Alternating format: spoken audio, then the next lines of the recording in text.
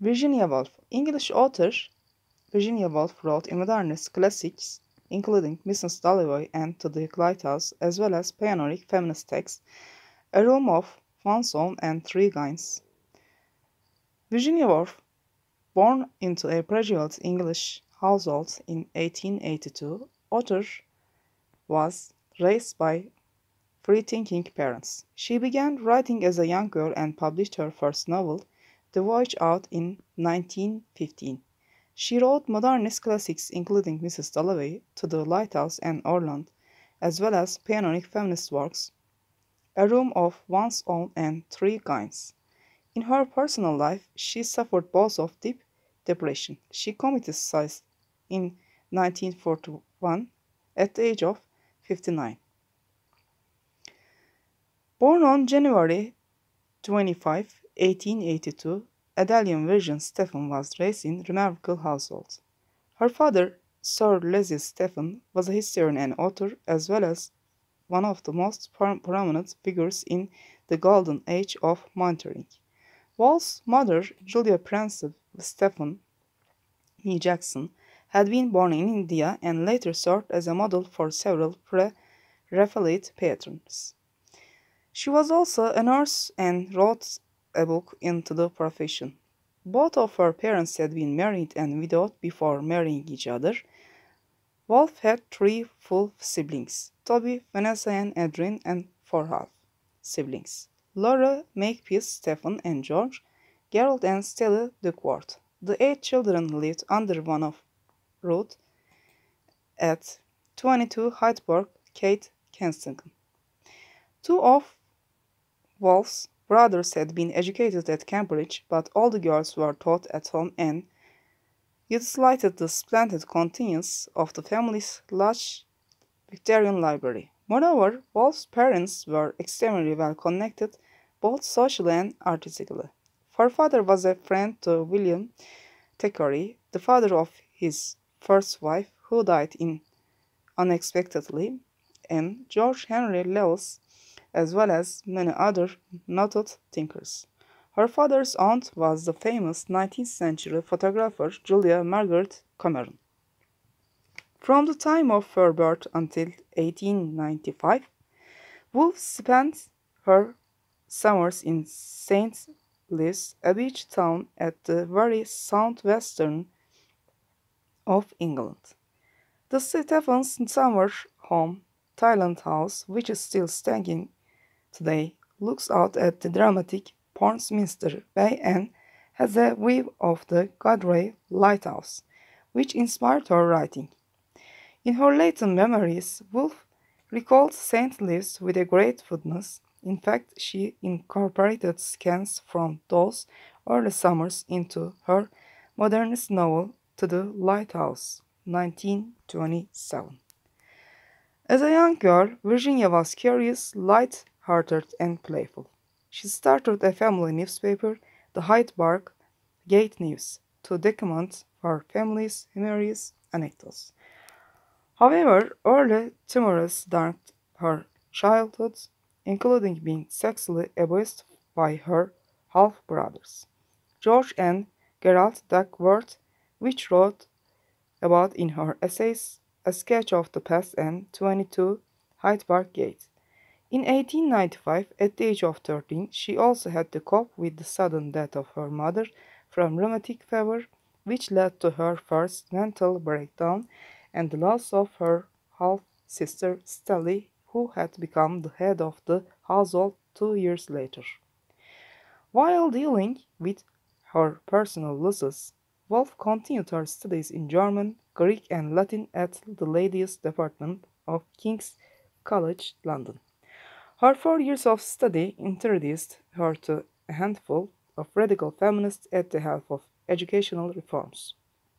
In 1904, her father died from stomach cancer, which contributed to another emotional setback that led to both being insulations for a brief period.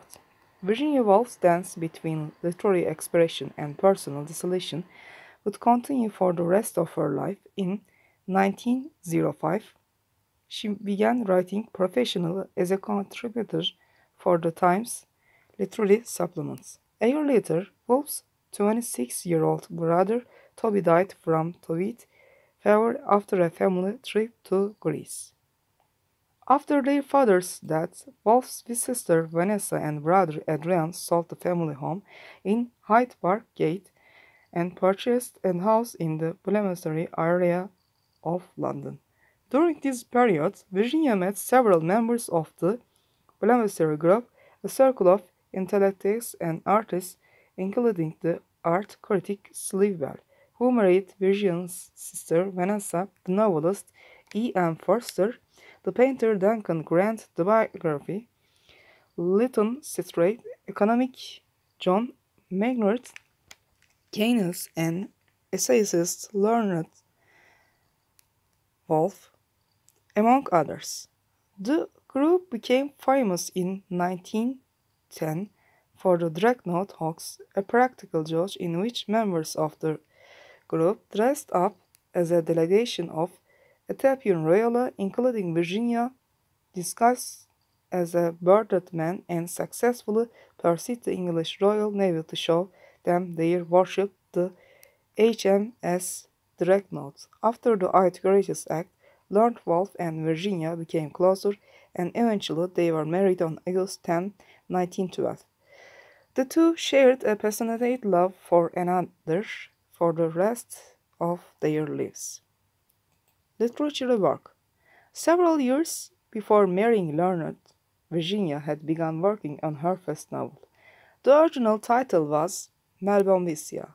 After 9 years and irregular drafts, it was released in 1915 as The Voyage of. Woolf used the book to experiment with several literary tools, including completing an unusual narrative perspectives, the rhyme states, and free association prose.